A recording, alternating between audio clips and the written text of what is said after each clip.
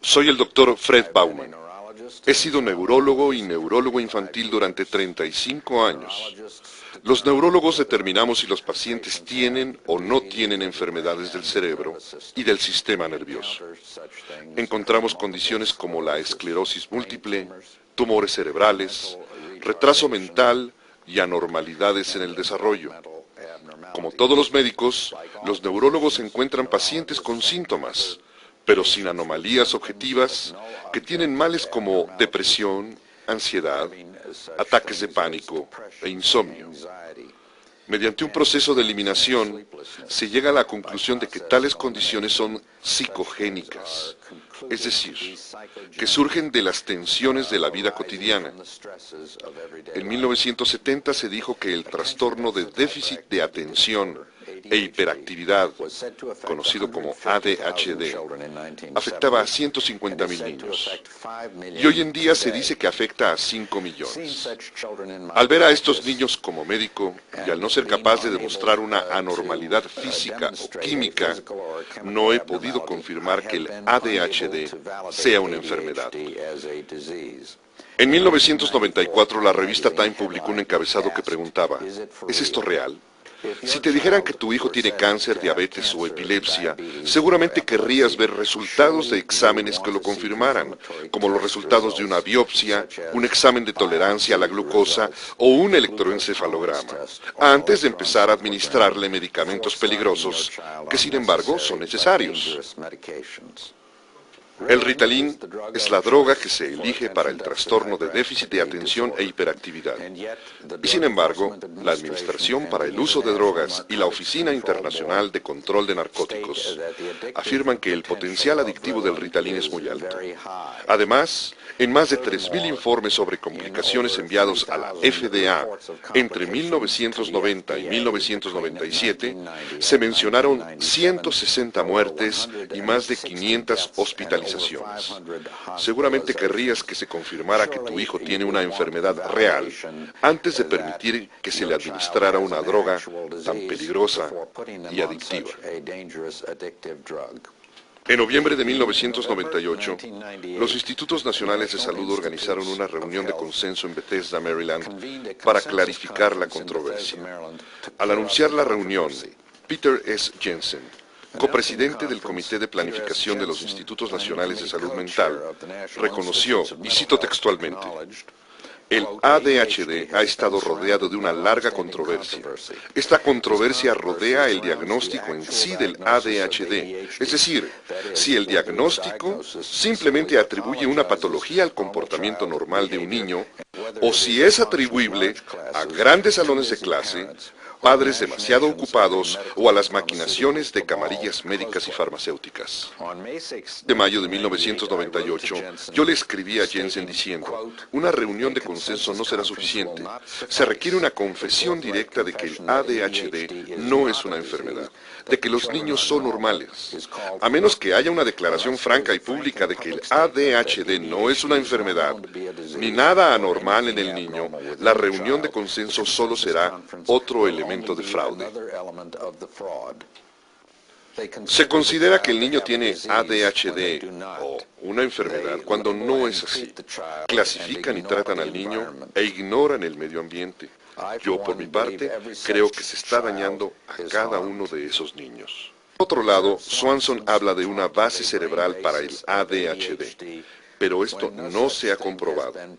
Además, habla de las acciones del Ritalin como si el diagnóstico de ADHD pudiera basarse en la respuesta que tiene un paciente al Ritalin, una suposición errónea que se refutó hace muchos años.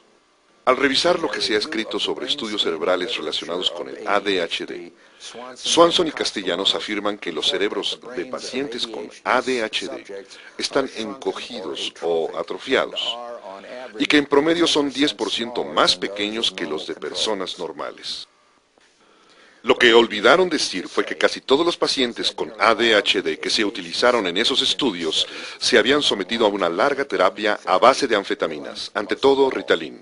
Debido a que todavía no se comprueba que el ADHD sea una enfermedad con una anormalidad que la confirme, al separar a las personas con ADHD de las normales, la única diferencia física y la causa probable de su atrofia cerebral es la condición crónica de anfetaminas en el grupo con ADHD.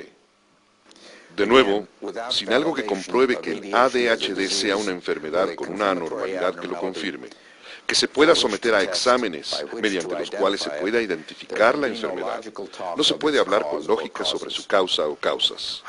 Yo escuché al Dr. Swanson hablar sobre ADHD en la reunión del 7 de marzo de 1998 de la Sociedad Americana de Psiquiatría para Adolescentes. Consideren esta conversación entre el Dr. Swanson y yo después de esa conferencia. Me gustaría tener un diagnóstico objetivo de este trastorno. Actualmente el diagnóstico psiquiátrico es totalmente subjetivo. Nos gustaría tener pruebas biológicas y este ha sido un sueño de muchos años en la psiquiatría. Saludo su candor. No existe forma de confirmar que el ADHD sea una enfermedad en un sentido médico. Me preocupa que en este país estén administrando drogas peligrosas que causan adicción a 4 o 5 millones de niños que no tienen una enfermedad que pueda demostrarse. Por eso estamos realizando este trabajo. Creo que se nos ha dado credibilidad. No creo que estas drogas sean peligrosas ni causen adicción cuando se usan en esta forma. Además, le escribí al Dr. Castellanos, y en su respuesta del 13 de mayo de 1998 hizo una confesión sorprendente.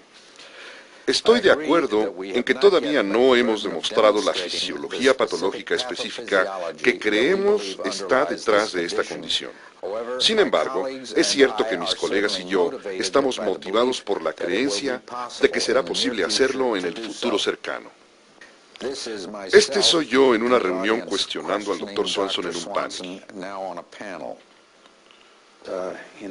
En esos términos, todavía no se ha comprobado que el ADHD sea una enfermedad, pero a pesar de eso, con regularidad se presenta ampliamente como una enfermedad. Y creo que esa es la mayor controversia sobre el ADHD.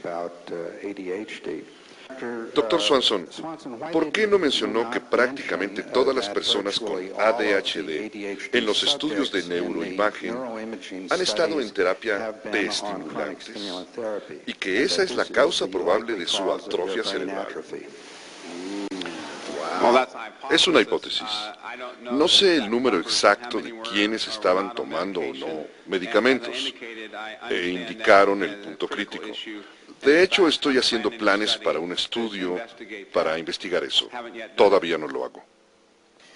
Ahora, este es el Dr. Carey, en esta ocasión como miembro de un panel, respondiendo una pregunta del público. Me siento incómodo con este concepto del subumbral que está presente en todo el DSM. ¿Cómo puedes tener 5 criterios y estar bien y de pronto tener uno más y resulta que tu cerebro está defectuoso? Tengo muchos problemas con ese concepto.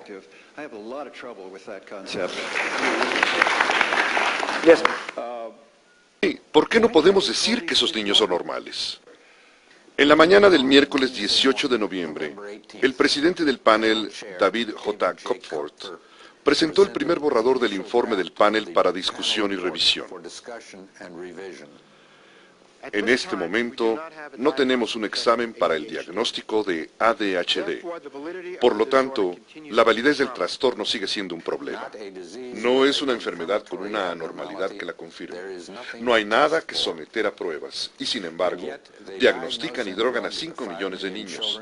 Gastan millones en investigación biológica sobre un conjunto de comportamientos que nunca se comprobaron, tuvieron un fundamento biológico o fueron anormales. Pero al tratarse simplemente de una supuesta enfermedad sin pruebas, tal investigación no podrá comprobar nada. Al parecer, su única intención es crear ilusiones de biología y enfermedad donde no existen. Este es el Dr. Ben Leahy, jefe de psicología en la Universidad de Chicago. El renglón 10 de la página 3 dice: En este momento no tenemos una prueba diagnóstica para ADHD en el campo químico, fisiológico, anatómico, genético, etc. Por tanto, la validez del trastorno sigue siendo un problema. Estoy de acuerdo en que ser capaz de correlacionar cualquier trastorno psiquiátrico con una anomalía anatómica o bioquímica constituiría una forma de validez, pero es solo una forma de validez. Pienso que la fuerza del resto de su afirmación reconoce que el trastorno se ha confirmado sustancialmente en otras formas, lo cual es una afirmación que podría citarse fuera de contexto. Por tanto, la validez del trastorno sigue siendo un problema, algo que creo podría malinterpretarse. Este es William Carey, profesor de pediatría en la Facultad de Medicina de la Universidad de Pensilvania. Página 3, renglón 10. Vemos la afirmación de que no existe una prueba diagnóstica para ADHD. Y ese tema continúa y aparece en el último párrafo, donde dice que las causas de este comportamiento llamado ADHD son enteramente especulativas. Y sin embargo, allá en el mundo real, en todo el país, se dice a los padres de familia y a los niños que estos comportamientos se deben a una disfunción del cerebro. ¿No podría usted, por favor, fortalecer la afirmación para desalentar a los médicos en cuanto a hacer esa afirmación cuando no existe una prueba adecuada que apoye eso en este momento? Hemos probado que el ADHD, cuyos líderes dominaron esta conferencia, transmitieron tanto al público como a los médicos que el ADHD es una enfermedad, una anomalía en el cerebro de los niños, violando así la tradición científica y los requisitos de dar consentimiento después de haber sido informado. Sin una explicación científica, ¿podría haber una explicación no científica? ¿Es el ADHD un invento? ¿Quién lo inventó? ¿Por qué? Es obvio que el ADHD es una industria multimillonaria. ¿Cuánto se gana la vida con ella? ¿Cuántas prácticas médicas fracasarían si fuera por el ADHD?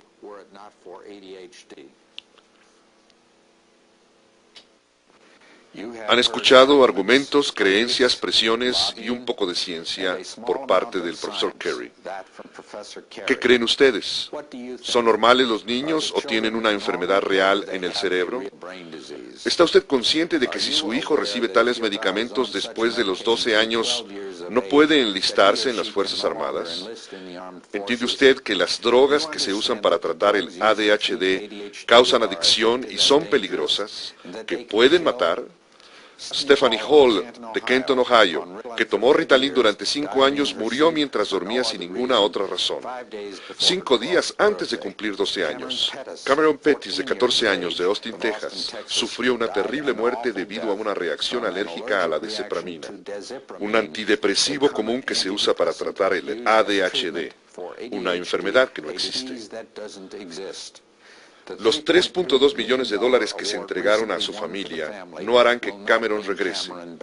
Al decirle que el ADHD es una enfermedad y que el Ritalin es seguro y no causa adicción, están violando su derecho de dar su consentimiento después de haber sido informado, producto de los crímenes médicos y psiquiátricos de la Alemania nazi y los juicios de Nuremberg. ¿Es el ADHD la epidemia del siglo o es el mayor fraude cometido en el siglo por el cuidado de la salud? Yo testifiqué ante la conferencia del consenso que sin un ápice de verdad ni de ciencia creíble, el Instituto Nacional de Salud Mental ha proclamado que el comportamiento de ADHD es una enfermedad y que son anormales los niños que padecen esta enfermedad del cerebro. Chad, con sus 35,000 miembros, esparce la mentira neurobiológica. El Departamento de Educación de los Estados Unidos, dejando a un lado su tarea de educar a los niños y alfabetizarlos, ejerce coacción en cuanto a su clasificación y el hecho de que se les administren drogas. El ADHD no tiene causa. No se trata de que se diagnostique mal o en exceso. Es un fraude total, al 100%. Sin pruebas contra nuestras afirmaciones o los registros científicos, la declaración final del panel fue: no tenemos una prueba válida independiente del ADHD, y no existen datos que indiquen que el ADHD se deba a una disfunción cerebral. Sin embargo, esta confesión quedó sepultada en lo profundo de palabrería del tipo de todo sigue igual, y nunca la anunciaron directamente a la prensa ni al público, pudiendo acabar con la enfermedad y la epidemia del ADHD, pero optaron por no hacerlo.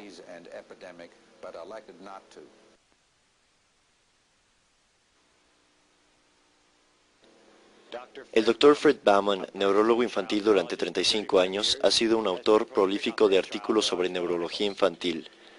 Ha presentado testimonios en varias conferencias de neurología a nivel nacional. Su licencia fue expedida en el estado de California y es miembro de la Academia Federal de Neurología. Ha tenido posiciones importantes en muchas actividades relacionadas con niños.